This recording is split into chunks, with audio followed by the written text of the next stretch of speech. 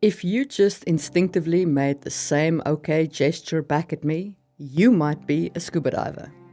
Hello and welcome to another episode of Just in Time World. Today I want to talk about life underwater, or what it would look like under your fantastical sea. I am a scuba diver with over 100 dives to my name, and some of the footage playing now is from my own dives taken by a GoPro. It isn't exactly the best quality in the world, but it is mine. This video is also part of the YouTube creators' teamseas initiative to raise money to clean the ocean. Plastic is one of the most devastating elements to sea life, and getting it cleaned out of the ocean is a critical part of preserving the legacy of what lives under our seas for future generations. So if you can, please head over to teamseas.org and help clean the ocean today. Okay, on to fantasy worlds. One of the most important considerations for what you're doing under the ocean is communication. Now, quite often, people assume that you can somehow speak under the ocean with some kind of adaptation of your vocal cords. This would only work if your communication moved to something like, "Can you speak whale?" Because words as we form them don't translate well under the ocean.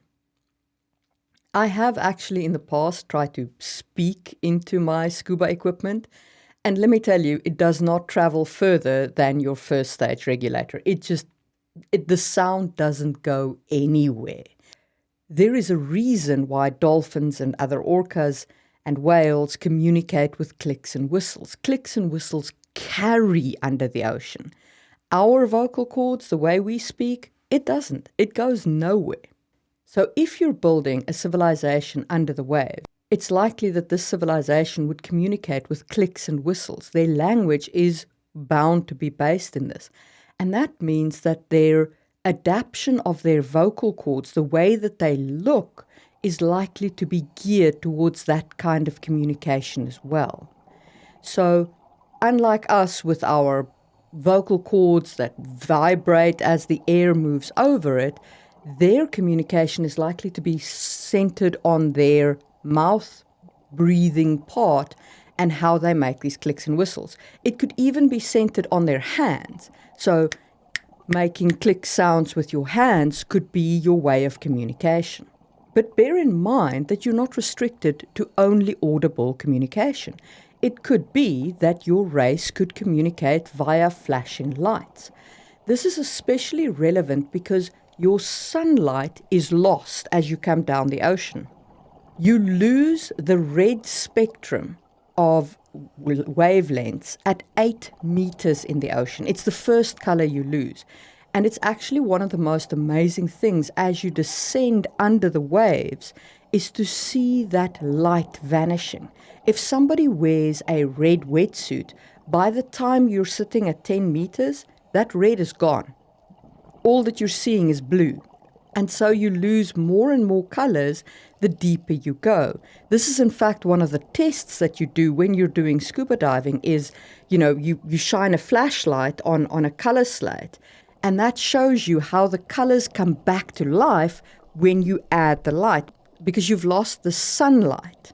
If your underwater race needs to communicate with flashing colors, if they could generate bioluminescence on their flesh, this could be a fantastic pattern of communication.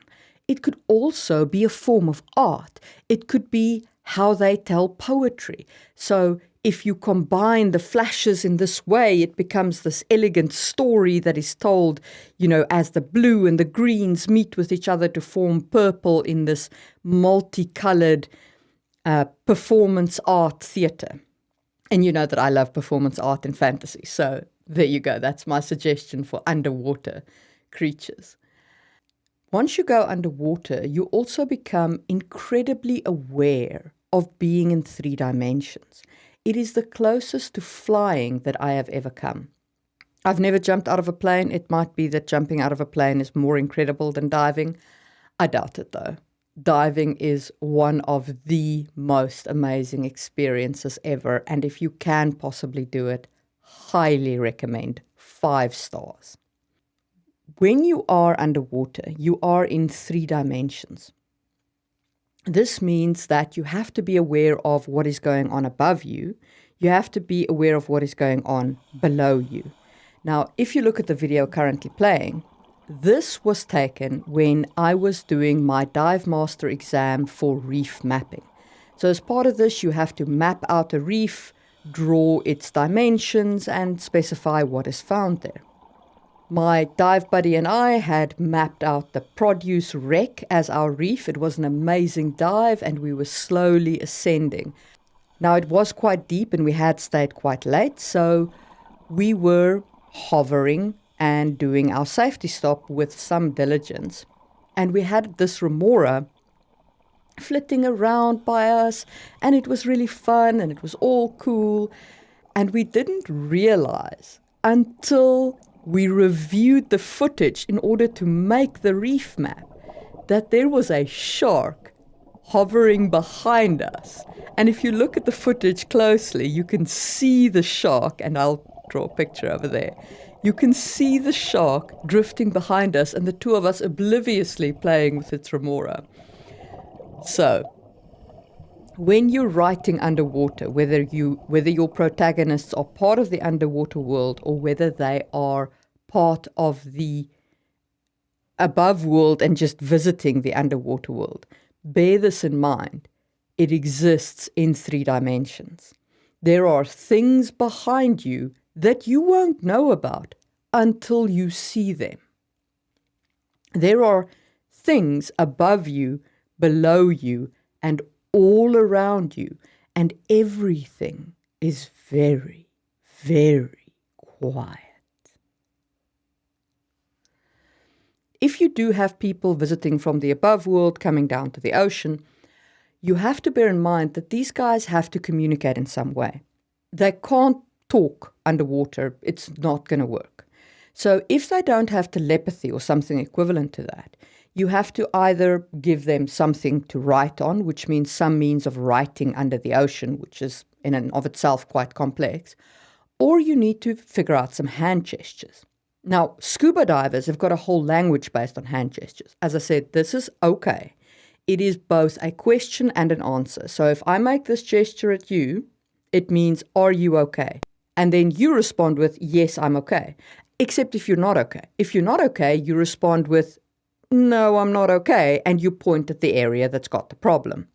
So there are some additional fish life signs. For example, this is a shark, which is the symbol that we should have made if we'd spotted that good old shark. This is a turtle. This is a potato bass. The point about these signs is not what they mean exactly, but that we, the divers, we understand it. And before every dive, you review these signs.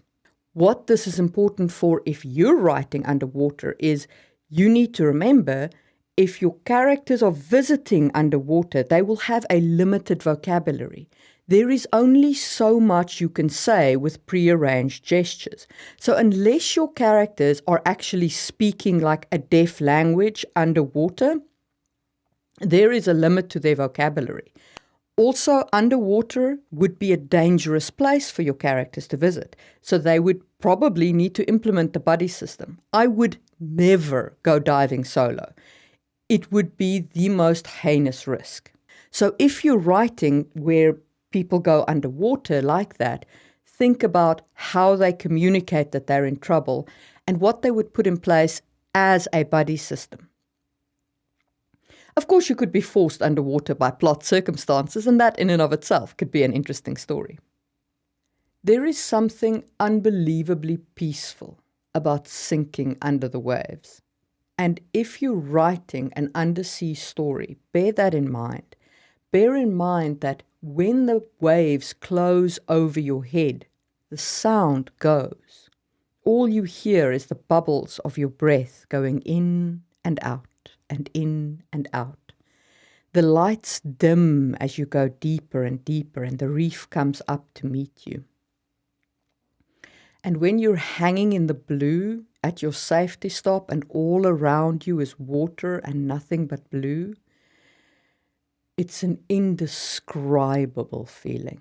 It is so peaceful. It is as though nothing exists except you and the blue void.